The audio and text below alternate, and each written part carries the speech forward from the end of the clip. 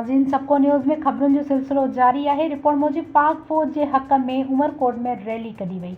जी नाज़रीन, उमरकोट में बहरो बाईपास भरिसां सियासी, समाजी, शहरियुनि ऐं स्कूली शागिर्दनि पारां पाक फ़ौज की हिमायत में रैली कढी वई। जी नाज़रीन, रिपोर्ट असद अली बुरगणी मुताबिक़ पाक फ़ौज की हिमायत में बहरो बाईपास खां सूरज पार्क ताईं रैली कढी वई। रैली में वॾी तादाद में सियासी, समाजी, स्कूली शागिर्दनि, ओड बिरादरी, जोगी बिरादरी, कुंभार बिरादरी, वजीर बिरादरी समेत ॿियनि वॾी तादाद में शिरकत कई। रैली में बुरहान कुंभार, डॉक्टर घनश्याम वजीर, शकील कुंभार, अली नवाज, वैशराम कोहली, सोढो जोगी, माओजी कोहली, होतो जोगी, रमज़ान खासकेली, रामजी कोहली, शेवराज कोहली समेत ॿियनि शिरकत कई। जी नाज़रीन, रैली में पाक फ़ौज ज़िंदाबाद, पाकिस्तान ज़िंदाबाद जा नारा हंया विया।